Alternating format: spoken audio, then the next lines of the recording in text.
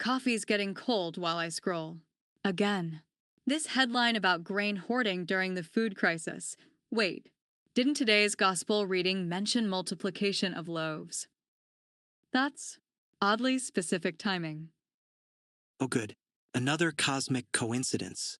Very convenient how ancient stories always seem relevant when you're avoiding actual productivity. I mean, it could be coincidence, but the pattern is interesting. You know what makes me smile about sharing stories? When people actually share their real bread, with real neighbors. Something beautiful happens.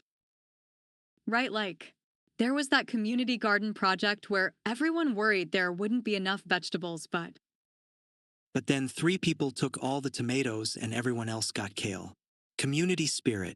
It's adorable until you're the one eating kale salad for dinner. okay, fair point. But what if? What if the multiplication thing isn't about magic bread? What if it's about abundance mindset versus scarcity mindset? Here's something wonderful about human hearts. When we stop hoarding information, when we stop hoarding opportunities, when we stop hoarding love, somehow there's more for everyone. Yes, that thing where, when you help someone learn something you somehow know it better yourself.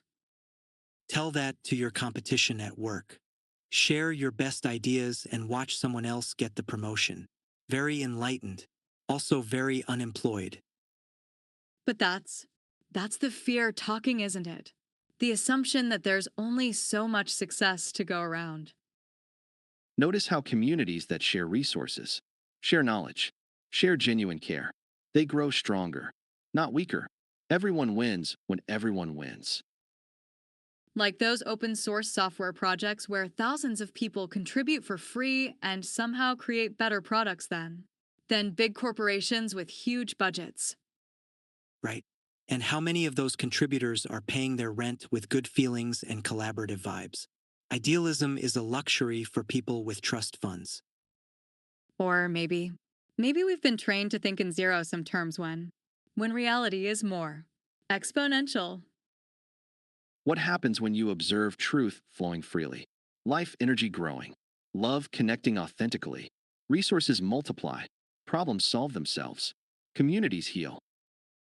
That thing where, when one person tells the truth about a problem, suddenly 10 other people admit they've noticed the same thing. And then, solutions start appearing. And then the people benefiting from the problem shut down the conversation. Truth telling is great until it threatens someone's quarterly earnings. But even then, even when there's resistance, the truth doesn't disappear. It just finds other channels. Here's something amazing about how life works. Truth and life and love together. They're stronger than lies and death and fear. Always. Even when it takes time to see. Like how, eventually, the food hoarding stories always come out. The artificial scarcity always gets exposed. People always figure out who's creating the shortage. Eventually, sure, after the damage is done, after people suffer, after fortunes are made from human misery. Very comforting timeline. Unless, unless we get better at spotting the patterns earlier.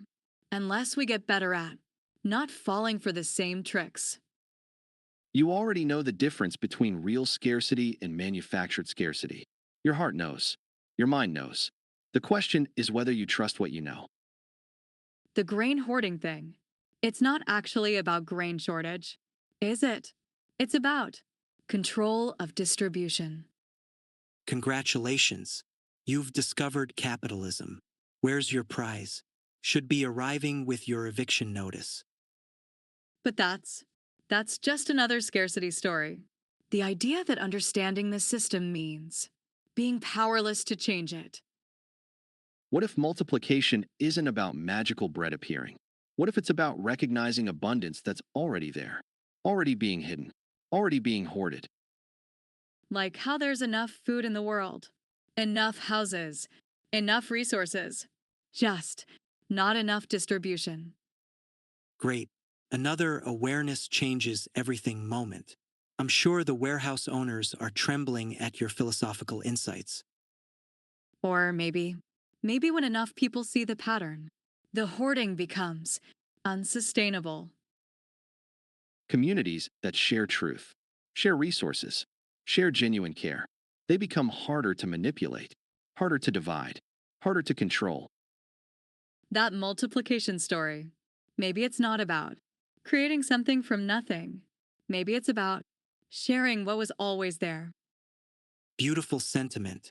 Enjoy explaining it to your credit card company.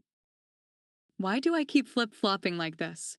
One minute I'm inspired, next minute I'm cynical. Because you're human, because you live in a world with both truth and lies, both love and fear, both life and death. The question is which voice you choose to strengthen. The voice I choose to strengthen. Choose carefully. Landlords prefer the voice of practical self interest. But what if? What if practical self interest actually involves building community, building trust, building abundance? What if the most practical thing is also the most loving thing, the most truthful thing, the most life giving thing? What if multiplication of loaves is just basic human cooperation when it's not being artificially prevented? What if you're overthinking ancient bread stories while your coffee gets cold and your actual problems remain unsolved? What if overthinking ancient bread stories is exactly how you solve actual problems? What if these old stories keep showing up? Because they contain instructions for problems we keep creating. Instructions for problems we keep creating. Huh, maybe I should actually try something instead of just thinking about it. Like what? Start a bread sharing commune. Very practical. Like, maybe start with not hoarding information, not hoarding opportunities, not hoarding kindness. See what happens when you stop protecting scarcity. Start creating abundance. Small scale, real scale, your scale. My scale. Okay, brain. Time to actually do something instead of just thinking in circles. Famous last words. Probably. But what beautiful famous last words.